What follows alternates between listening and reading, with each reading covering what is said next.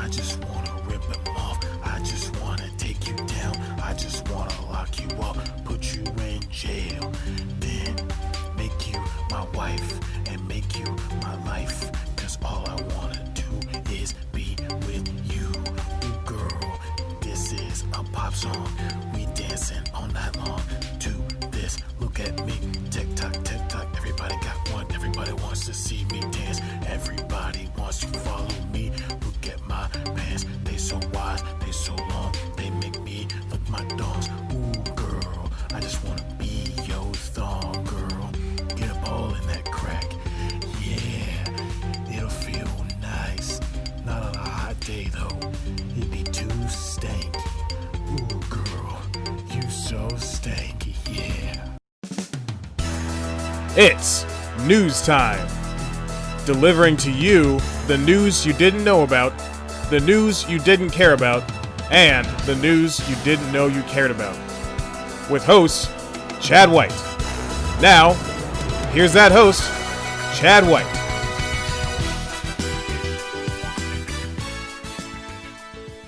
Welcome back to News Time. I'm your host, Chad White, and this is the TikTok news that you didn't know about. Finally, after 2 whole years of asking the question, what in this ungodly realm is a TikTok? I'm doing an episode of News Time about TikTok. No, I'm not referring to the noises that a clock makes. I'm talking, of course, about the app that all the teens are into, and boy, do I love teens.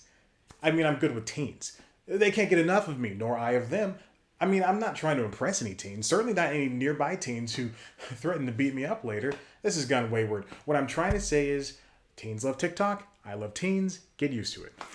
TikTok always seems to have a pervasive presence online. New memes are born from them, challenges are instituted from it. Hell, even new music can be discovered because the right person or persons uploaded something funny or a cool dance, had the talk blow up, and now everyone is a fan of Kygo and Whitney Houston's Higher Love. There's no science as to what makes a good TikTok, and there's no way to understand how someone can get famous off of it. Things just seem to happen regardless of talent. Let's face it, TikTok is what every social app should strive to be. As we speak, young people are on the app right now watching videos of their peers dancing or lip syncing or any combination of the two. Check out the numbers. Youngins 4 to 15 spend a reported 80 minutes a day on TikTok, compared to the YouTube numbers, which land at 85 minutes per day for the same group. You can see that TikTok is increasingly popular. These numbers come from a study conducted in the last year by Q Studio via TechCrunch's Sarah Perez, which also reports that TikTok usage in children grew 100% in 2019, only to double later in 2020.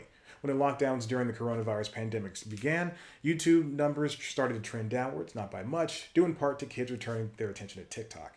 These numbers may never drop, even as stay-at-home orders are alleviated. This app is here to stay, but what gives it a staying power? Why does it make sense for TikTok to survive in a world where Vine didn't? Well, Hollywood is adopting it for one. Stars with kids, stars without kids, old, young, black, Latino, Hitler's blonde-haired and blue-eyed elites. They all love it. Everyone from Terry Crews to Jason Derulo have adopted the platform just as easily as its biggest star, 16-year-old Charli D'Amelio, who again is 16 and is more successful than you, me, and anyone else who is breathing air right now.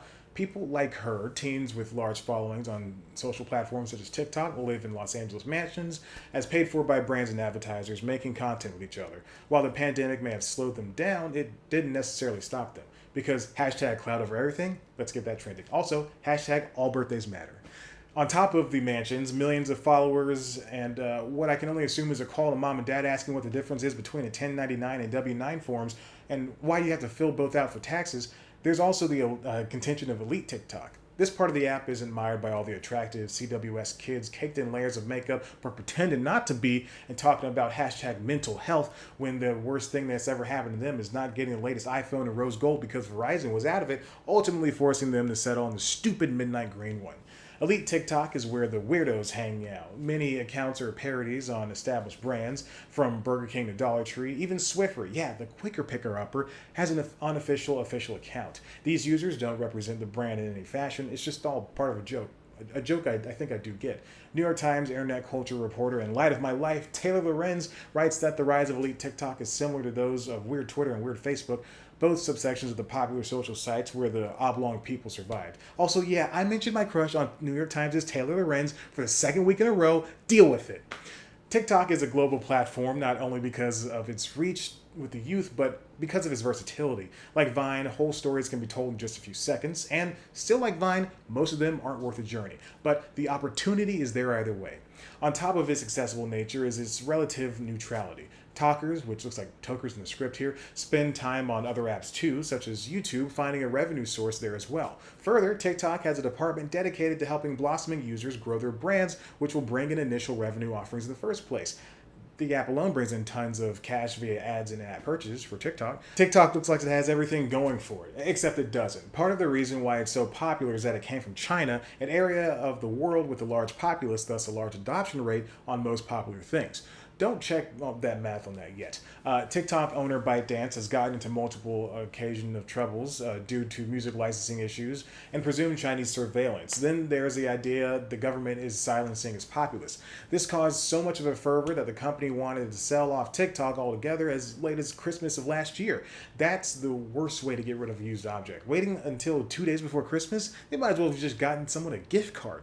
For every social leader, there's bound to be a younger, hipper, and funner version around the corner. TikTok did the same thing YouTube and Facebook did from their respective genres of online connection. In some cases, it's outperforming both. Users on there make the mundane not so much that, the extraordinary a little less so.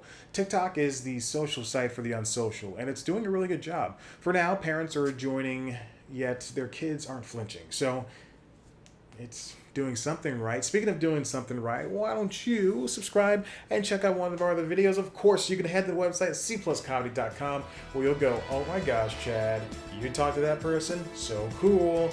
You can follow us on Instagram and Twitter at cpluscomedy. Follow me on Instagram and Twitter at ChadBlackWhite. Like us on Facebook.